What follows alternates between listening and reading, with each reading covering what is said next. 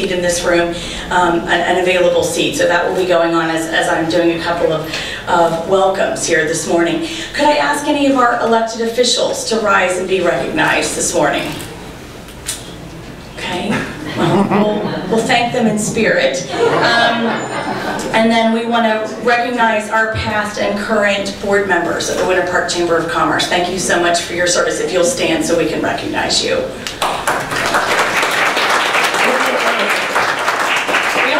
To welcome our online audience. Part of being able to convene people is we want to be able to do that digitally as well. So we want to make a special welcome to people who are joining us online on Facebook, both live and then later on this material will be available on our Facebook page for you to review if you care. To do that, before we get started, I do want to thank our breakfast sponsor. The Coop has generously provided delicious chicken and waffles. How fantastic is that? And I want to invite Ashley Ellis, who's the Community Relations Manager for 4R Restaurant Group, to come up and share a few words with you. Ashley, will you join us for a moment?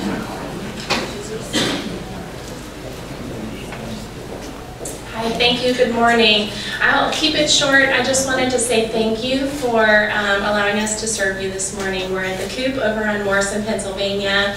We're open for breakfast, lunch, and dinner, and today you had our chicken and waffles. We have the best fried chicken in Winter Park, and our maple bourbon syrup, which you really can't go wrong with, and especially on a Friday. It's guilt-free, calorie-free. We won't tell your doctor, so have some more on your way out, but thank you very much for allowing us to be here. We love Winter Park.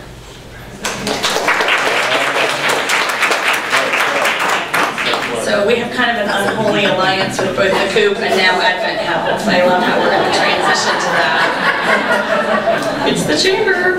So we are so grateful for the partnership that we enjoy with Advent Health throughout the year in sponsoring material that is free and open to the public, just like today is. And we couldn't do that without the support of our partner Advent Health. And we have a guest this morning who's going to share with you a few words about what's going on in their world. Melissa Petrasco is about to join us, and she's originally from Birmingham, Alabama, and she now resides in the College Park neighborhood in Winter Park with her husband, Matt. Melissa previously managed the MRI, CT, and diagnostic imaging departments at Advent Health in Orlando, and serves as the Director of Imaging and Cardiology at Advent Health in Winter Park. Please would you join me in welcoming Melissa.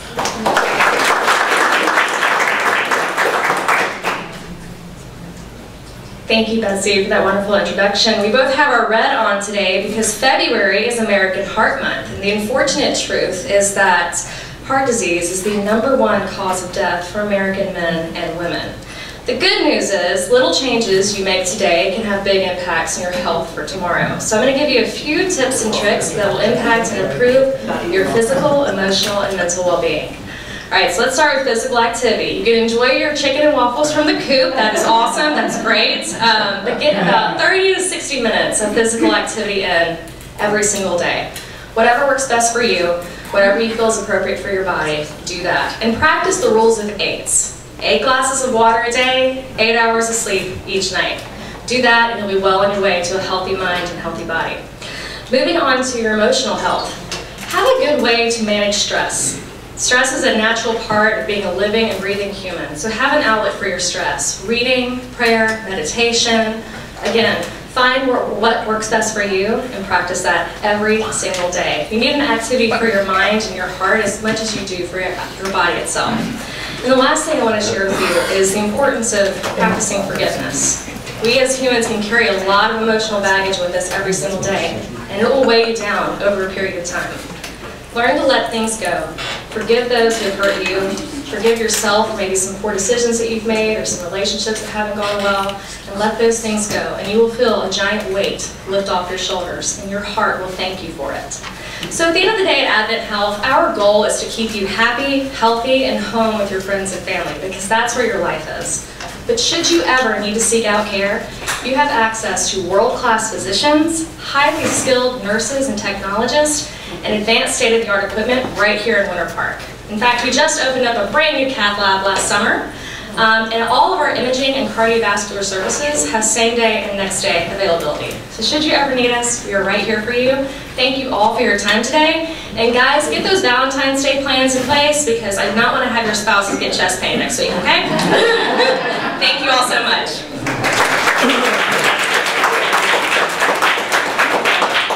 That's quite a call to action. Take note. Okay, it is our pleasure to kick off the debate season for the election of Winter Park City Commissioner seat 4.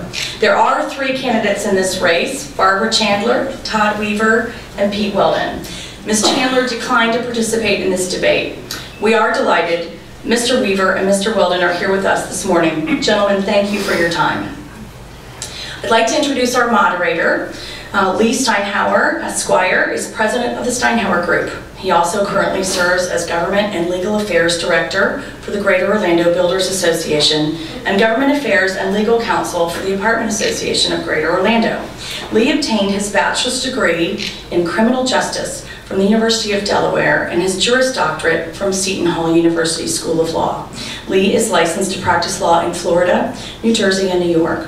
In addition to his professional work, Lee is active in several business and community-related organizations in Central Florida and is the current chair of the Winter Park Chamber of Commerce Government Affairs Committee. Lee lives in Winter Garden with his wife Allison, 3-year-old son Alexander, and most importantly, a Sheltie named Peyton. We love this. Would you please join me in welcoming Lee Steinhauer as our moderator? Thank you for that introduction, Betsy.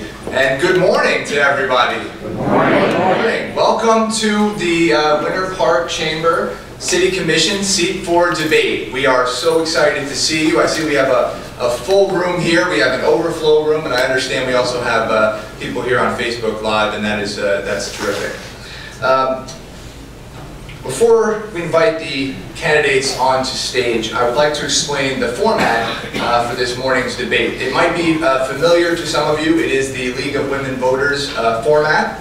To begin with, there will be a coin flip determination to see who will be opening and who will be closing. So essentially, whoever wins the coin flip will decide whether they will be the first person to respond to the first question, or whether they will have the opportunity to close last at the end. And the way it's going to work generally is that each candidate, and we're going to alternate questions, the first candidate, for instance, will get 90 seconds to respond to the question, and then the other candidate will get 30 seconds in rebuttal to that question. We'll go back and forth 90 and 30 till the end, where they will both get 60 seconds by closing remarks. Please silence your cell phones at this moment. I know we all forget, I know I do, but please do so. And also refrain from cheering or booing or what have you during the actual debate. That is much appreciated. But you can make some noise right now at the beginning as we introduce our 2 candidates. I'd like to bring Mr. Weldon, Mr. Pete Weldon up, who is the incumbent candidate, and Mr. Todd Weaver as well. So thank you both for being here.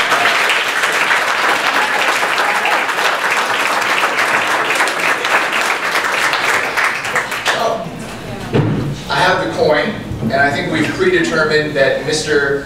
Weaver will be heads and Mr. Weldon will be tails. So,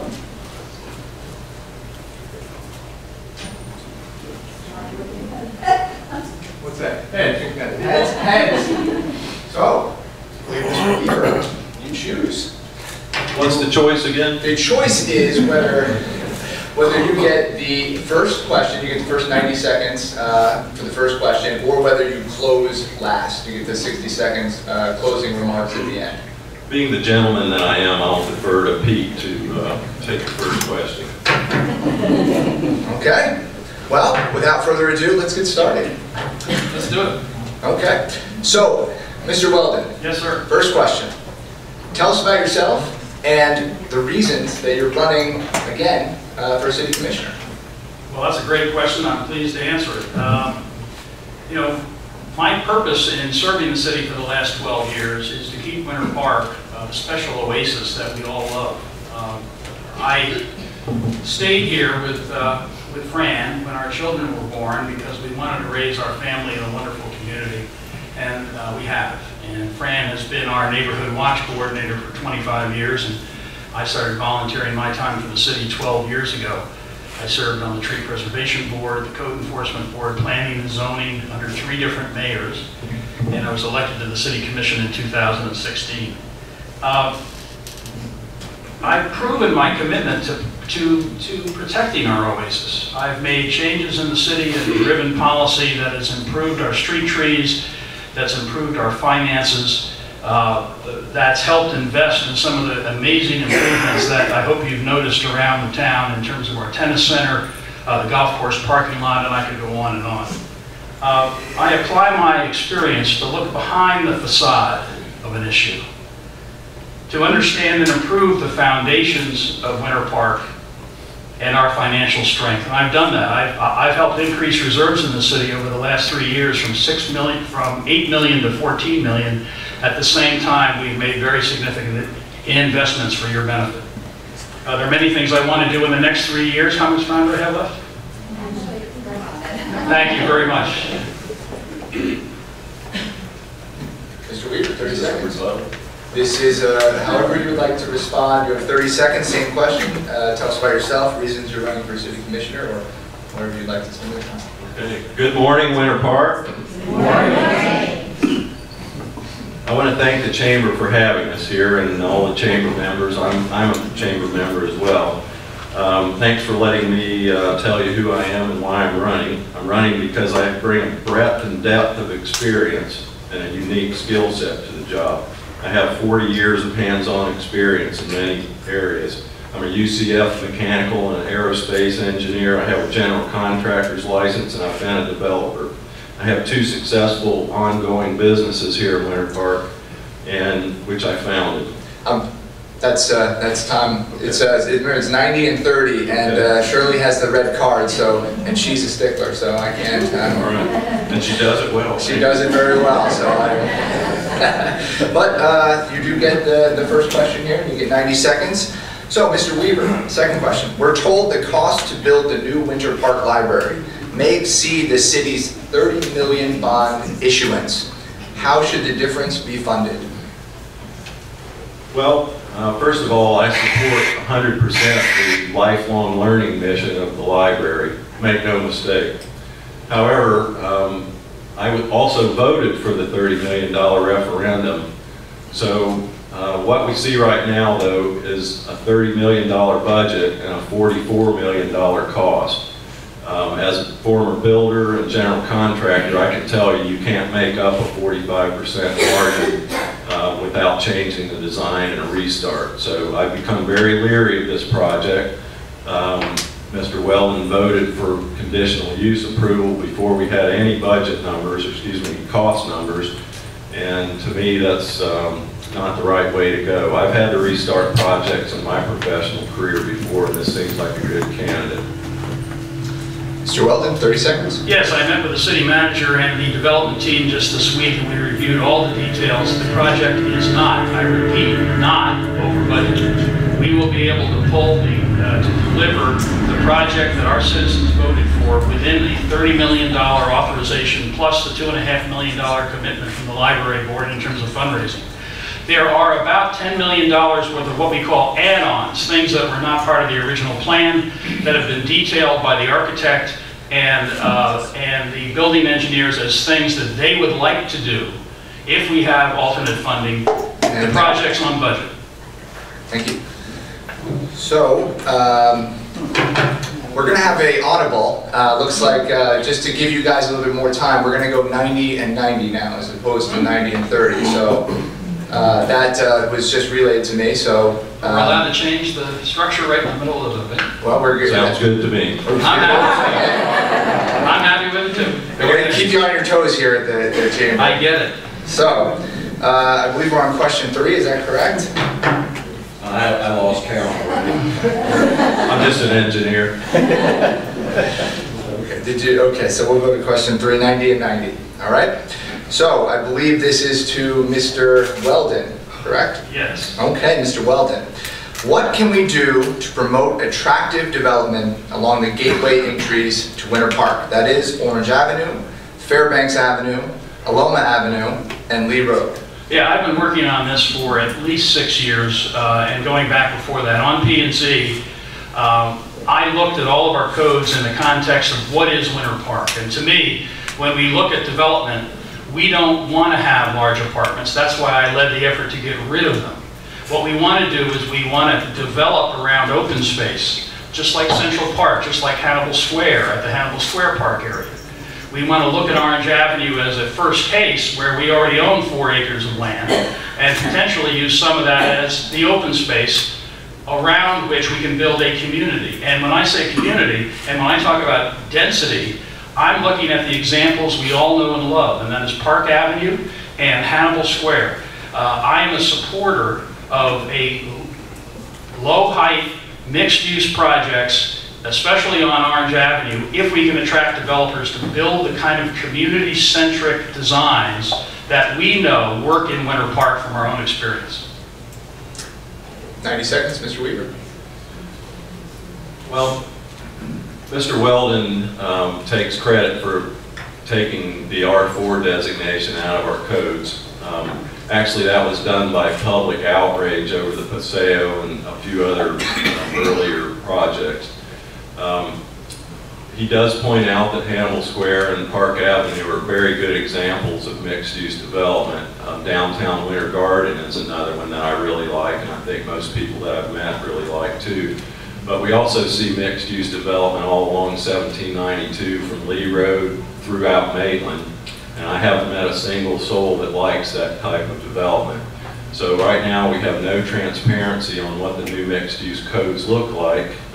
No one I've talked to in the city or the city commission knows what that looks like, and people are terrified. So am I. I believe we need to look ahead at traffic, at infrastructure, and a lot of other things that go concurrently with raising our population and our density. So right now, we know nothing about this. Question 4 to you, Mr. Weaver. What is your definition of the Commuter rail. Okay. What is your definition of smart growth, and would Winter Park benefit from a mixed-use overlay for Orange Avenue? Well, as I stated before, I'm a former developer. My partner and I, Scott Bodie, sitting right there. When we bought properties, we bought the zoning that went along with them, and we always developed according to those zones, and we've never asked for an upzoning, a variance, or lobbied a commissioner or a city official to do that. And guess what? We always walk away with a pile of money. So development here can be done according to our current codes, and putting an overlay like we've done with the hospital property bothers me a little bit, and I think it bothers the majority of the citizens here. It's a good thing for developers and property owners, but we all live here, we all have stakes in this city, and giving development and certain property owners advantages like that detracts from our property values and our quality of life. So I am not for it at this time because I don't know a whole lot about what's going on. Thank you. Mr. Weldon, 90 seconds. Thank you. First of all, I am not terrified by considering changes in our codes that will add value to the city. And I'm not going to campaign trying to terrify people.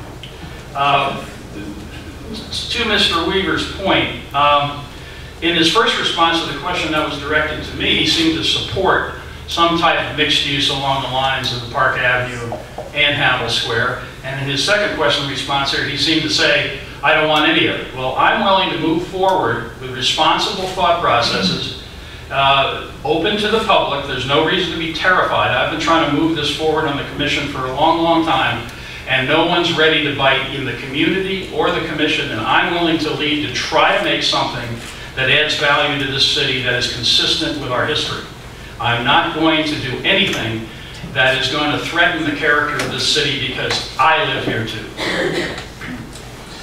Okay, Mr. Weldon, you Yes. get question 5.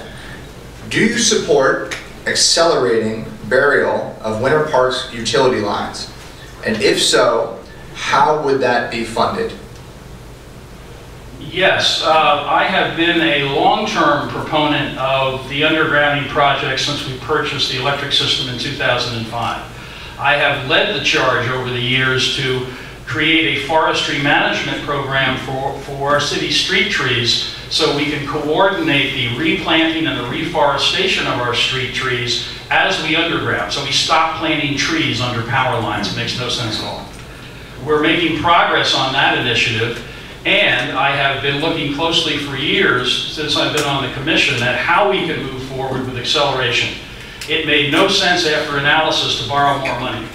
We did marginally increase rates to add $500,000 last year to our undergrounding financing so that we could move forward a little bit. I am happy to say that the commission, with my enthusiastic vote, just approved a new wholesale power agreement that at which the wholesale rates of which will save us over $2 million a year in wholesale power costs beginning January 1, 2020.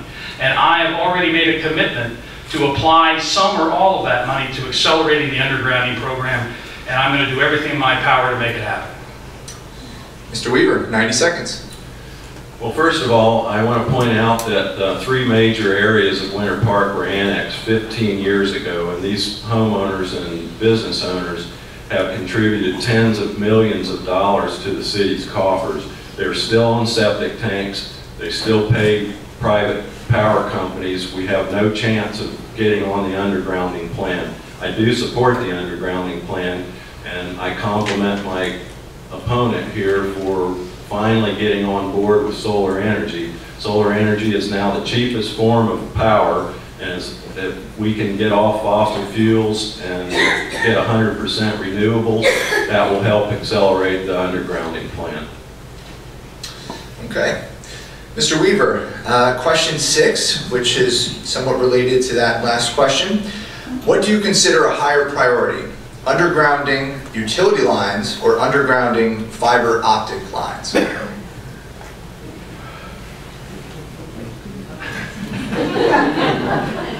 Well, they're both pretty important. If any of you don't know what is meant by fiber optics, we're currently connecting our city buildings. Fiber optics has the advantage of decreasing the chance of hacking from outside sources.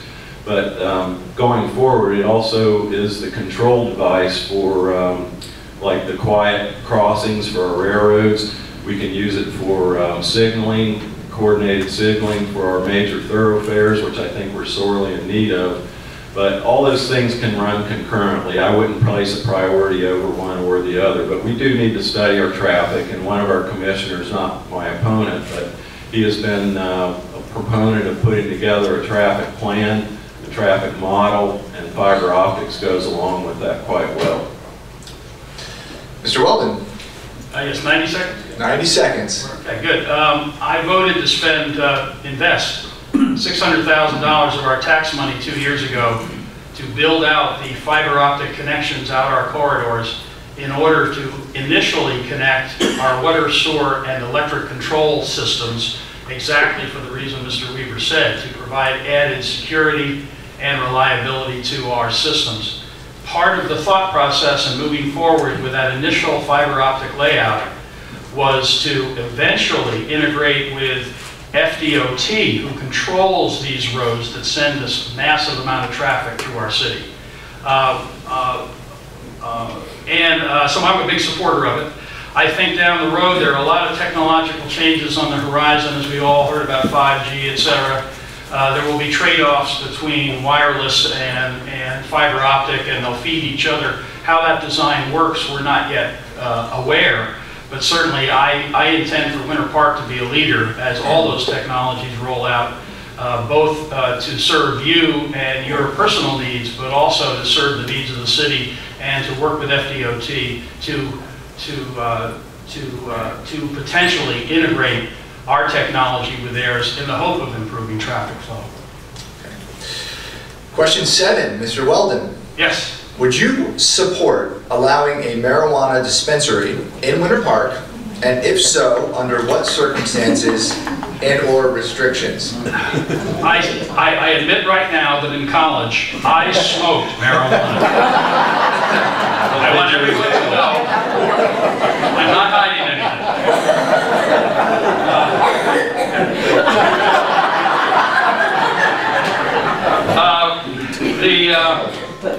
Up until last year, we had regulations in Winter Park that allowed marijuana dispensaries in industrial zoned areas, which are out Fairbanks and out Solana and Railroad. So we had that, and then the state legislature passed a law that said you shall have marijuana dispensaries any place that you have a use for a pharmacy, which is every corner of every commercial street in Winter Park. And you have a choice. You can either not have any or allow them at every corner of your city. And I voted, I believe the vote was 4-1, in favor of not having any for now. Because I looked at the available marijuana dispensaries around us, and they already exist within a convenient drive. And I thought it was a bridge too far last year to allow marijuana dispensaries on numerous corners in Winter Park exposed to our kids, etc. I'm not sure I'm ready yet to make it a social norm. I'm not sure Winter Park is either, but I can see it coming. Mr. Weaver, 90 seconds. Could you repeat the question, Lee? Thank you. Would you support allowing a marijuana dispensary in Winter Park? And if so, under what circumstances and/or restrictions? Well, it's certainly a good source of revenue for the city, and if that's on the table, I would definitely support it. I've been to Colorado and worked in California for 15 years off and on, and I can tell you the tax revenue from marijuana dispensaries is substantial, so for that reason I would support it. Okay. Question 8, Mr. Weaver. Does Winter Park need an architectural review board? No. I think Maitland does, but my answer is no. Okay. Mr. Weldon? Yes, I have been for years now when I got involved in trying to understand the pressures on the city for development and what kind of development and what it should look like and how high it should be and all those issues. I looked very carefully at something that was put in place years ago for Morse Boulevard, New England Avenue, and Park Avenue, and they're called design guidelines.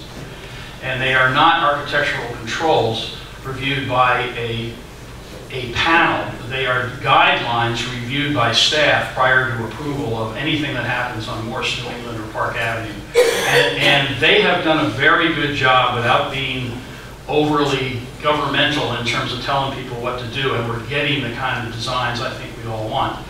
With regard to residential, I am totally, utterly, irreversibly against any architectural review of single-family home redesign. I can't imagine the reaction of our property owners who depend upon their market value to pay for their retirement to be told what color they have to paint their house.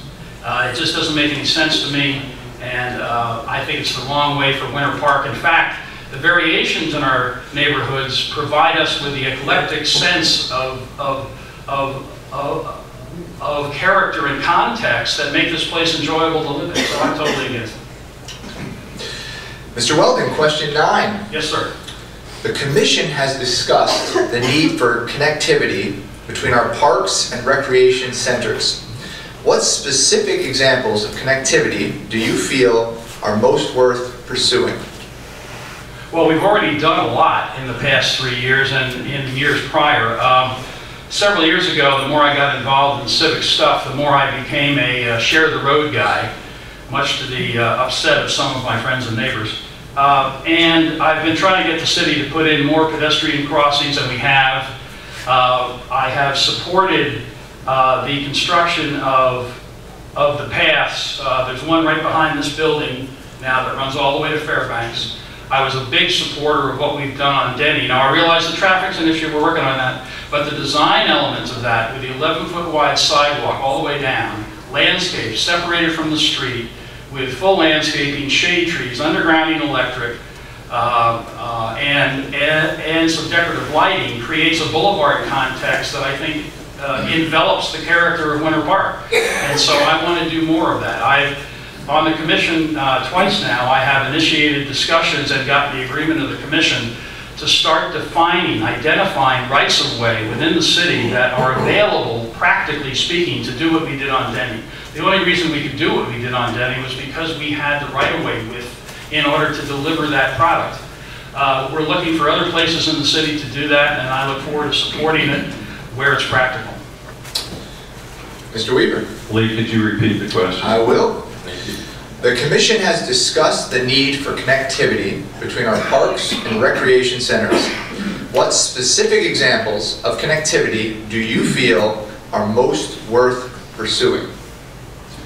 Well, I'm on the League of Women Voters Transportation Committee, and I've learned quite a bit meeting with state and local transportation officials. And what we need here is mobility. And by mobility, I mean we have to promote alternate transportation. We can't just keep loading up our roads with cars. So I've always been a proponent of Sunrail. I'm pushing for the link between Sunrail and the airport to increase ridership. Many of you know young people that aren't buying cars and aren't getting driver's licenses, and they have to rely on alternate transportation, and we have to promote that for the future. So bike paths like we're seeing on Denning and out here that Mr. Weldon pointed out, I support completely. And not only connecting our parks and green spaces, but also major hubs for links and Sunrail stations and so forth. Okay.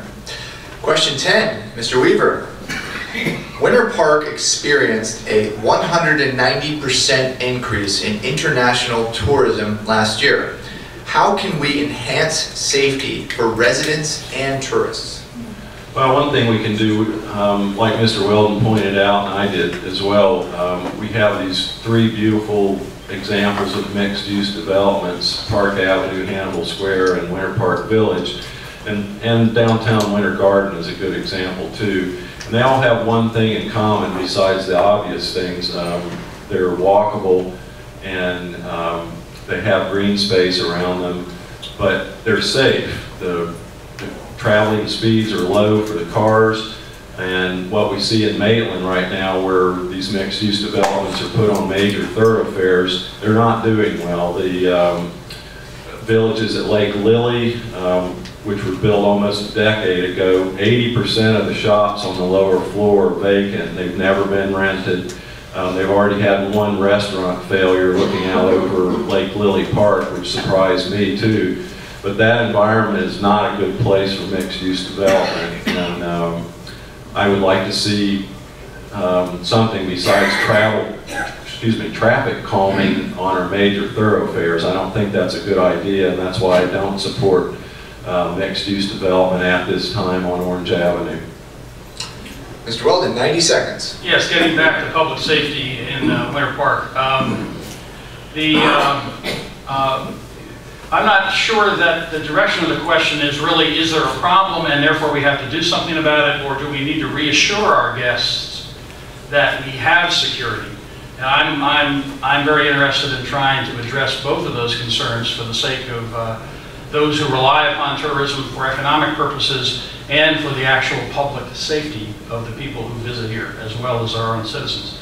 I know that several years ago we put in some cameras along Park Avenue, and some people were greatly against that, and I'm very sensitive to the civil liberties issues with regard to that.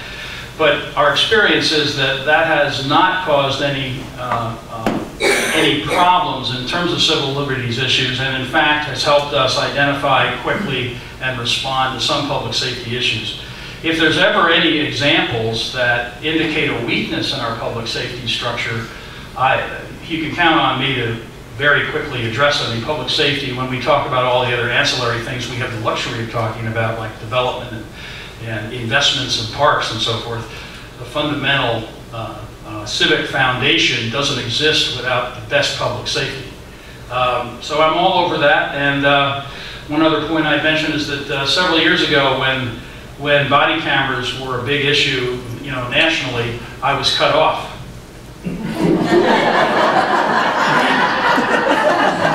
He's self-regulated, so. Well, you do get the next question, Mr. Weldon. So I can continue to answer the last one. If you see fit. What is the best, most responsible use of Winter Park's CRA, which is Community Redevelopment Agency funds? That is a fantastic question. When I showed up in the City Commission in 2016, the first thing I did was look very closely at CRA funding. And we are in, we have both opportunity and challenges.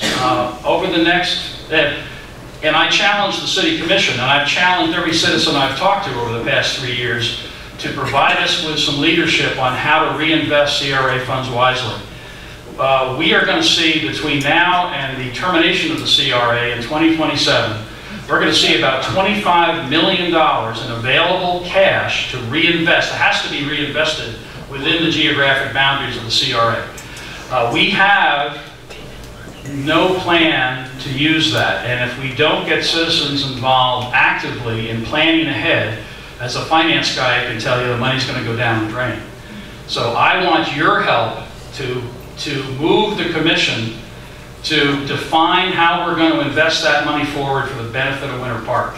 I have some ideas on that. I don't want to preempt anybody else's ideas. I think one possible use may or may not be related to improvements in MLK Park that are tangential to the library project, where we can leverage the library project with CRA dollars to make it even better. That's certainly one opportunity. And I'm looking for more opportunities from you and from the leadership of the commission. Mr. Weaver. Taxes. It's not relevant in that circumstance, Woody. I've already tried to cut taxes. Mr. Weaver, 90 seconds. Please repeat the question. I will. What is the best, most responsible use of Winter Park's CRA, which is Community Redevelopment Agency funds? Okay, so the CRA is a district that stretches from Interlochen to Lake Killarney and north and south, basically the Park Avenue corridor. And the mandate for a CRA is to redevelop because of blight. And my opponent has proposed using CRA money for finishes in the library. He's on record doing that. And to me, Martin Luther King Park is hardly a blight. So I would be very much against that kind of use for our CRA money. I think using it for connectivity for our train station to Denning and probably the Trader Joe's area, Morse would be a good candidate for a connective system. We can use it to plant trees, any number of things, but tacking on marble and gold-plated fixtures in a library and event center is not an appropriate use for CRA funds.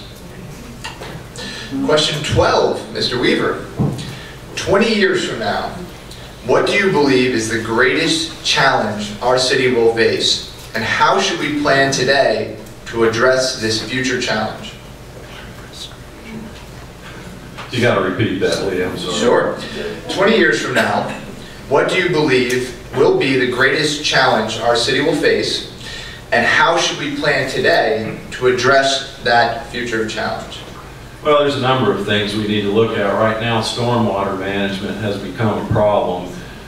We have drain wells, believe it or not, in some of our major lakes where when we have a heavy storm, rather than being able to get it out, the only pathway we have being the Howell Branch Creek, these drain wells actually overflow down into our drinking water aquifer, and I'm against that. That was an old stopgap measure that was designed back in the 60s, and we're still using them. They're concrete structures, they're decaying, and I don't believe that we should contribute to polluting our drinking water for future generations.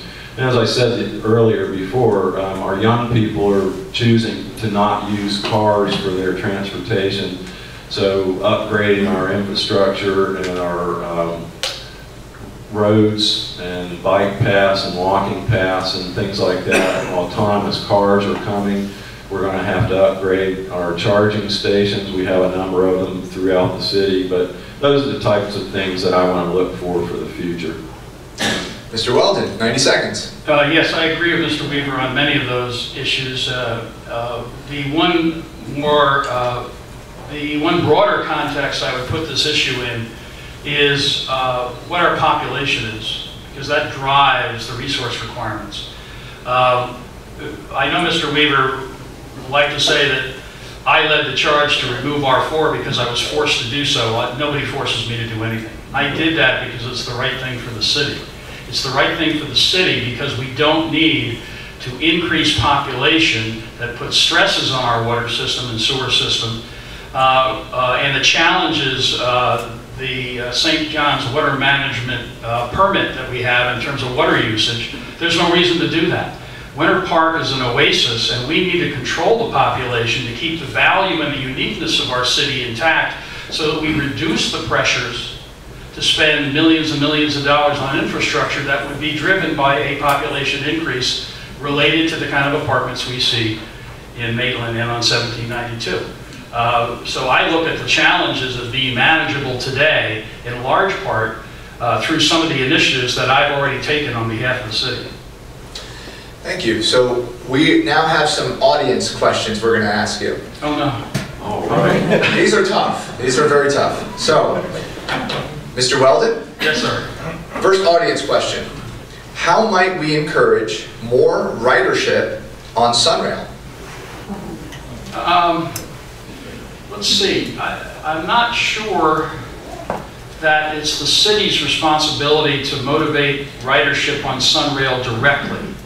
Sunrail has its own funding, and frankly, I've been disappointed in their own marketing efforts. I don't know why we should spend taxpayer dollars trying to improve upon what they've been unable to do. However, I'm a huge supporter of the Sunrail investment. To the extent that we can drive people to use it, it will make a material difference for both Central Park and for Winter Park and for the region. We don't have the, intentionally, we are a kiss and ride stop so that there would be no pressure to build parking garages to feed people, commuters, into Winter Park in the morning, and that was the right decision for the city. The ridership issue for Winter Park, I think, is relatively immaterial in my mind.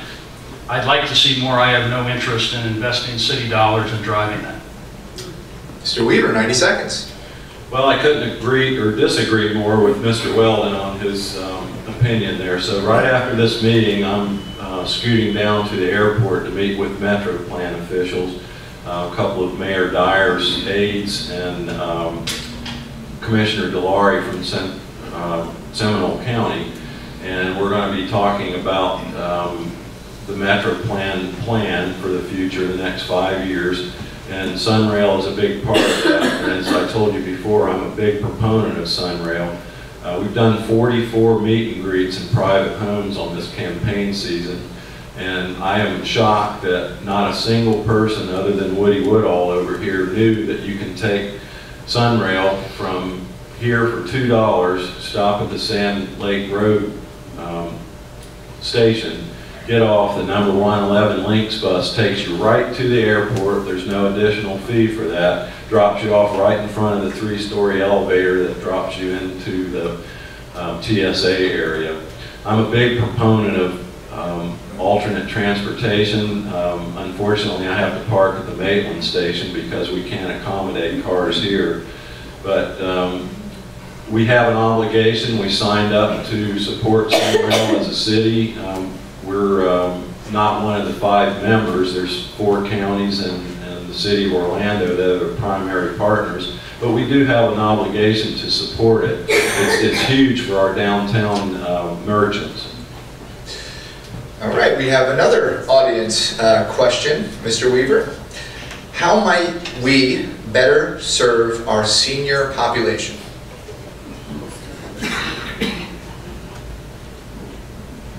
Well, I don't want to put in a plug for Westminster or Mayflower, but Mayflower's in the process of expanding, so any of you that would like a great place to retire, I would recommend it.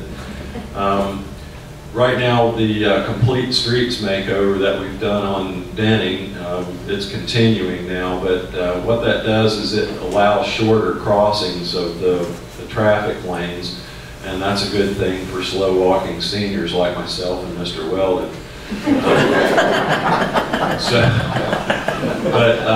Having a safer walking environment and having places for people to be dropped off easily where they can open car doors and things like that will help. Our downtown is lacking in some areas as far as ADA standards for wheelchairs and things like that. I actually upgraded my home. I took out all the steps because I figured either I was going to get old or I would be pushing someone else in a wheelchair and didn't want to go up steps. So there's a lot of things we can do, and piece by piece we can resolve it. Mr. Weldon, 90 seconds. Yeah, the larger issue here for the city is what the city can do, and it's a very difficult issue. I've spoken with people at the Plymouth and the Mayflower and Westminster. Many of them refer to the lack of mobility that they have, how they feel that they're scared to go out onto Aloma or on the 1792, and I don't blame them. My parents were in one of these facilities for 17 years, and I understand their circumstances. The city's opportunity to address that is, again, somewhat limited. I think, if anything, what we have to do is work more closely with Lynx, who has senior transportation services, and I'd be happy to study that more closely with Lynx to see if we can't get more done in that regard. I know there were several people at the Plymouth, when I went to talk to them, that mentioned that Lynx used to provide transportation right to their front door, but no longer does. And I'll follow up on that and see what we can do to encourage that, because I think our seniors need transportation options and safe transportation options. Thanks. So we have one more audience question. Mr. Weldon? Yes. Traffic in Winter Park has become pretty bad. How will you solve the traffic issues, and will it get better? Yes. The presumption that we can solve the traffic issues is the fallacy underlying Mr. Weaver's insistence on doing something about traffic. I have voted to approve $150,000 to pursue smart signaling on Aloma Avenue in order to test out what we can do in real terms. That project has been stalled because FDOT is working with Orange County on the intersection of Aloma and 436, and they're driving the traffic limitations down to the west on Aloma, and the road is frankly over its capacity during rush hour. So no amount of technology is going to manage more cars that can't fit. However, the answer isn't throwing money at traffic studies. The answer is building better relationships with FDOT and building better data sets, because FDOT has much more data than we have. And we have data related to the city. Orange County has data related to the city. This data is not integrated. We have some opportunity to work together to pull all that data together and have the smart traffic engineers at FDOT, because they control the outcome, not the city. Work for changes that will help move the traffic flow that we can't control. Mr. Weaver, 90 seconds. Well, whether or not I'm a commissioner, I think we have a pretty good chance. So I'm going to continue working with state and local transportation officials, and I don't agree with Mr. Weldon. He posted on his Winter Park Perspective blog in May of last year a traffic count for our major thoroughfares through Winter Park, and his conclusion was that our traffic hasn't changed in 18 years. And let me tell you, I live on the Lee Road corridor, and nothing could be further from the truth.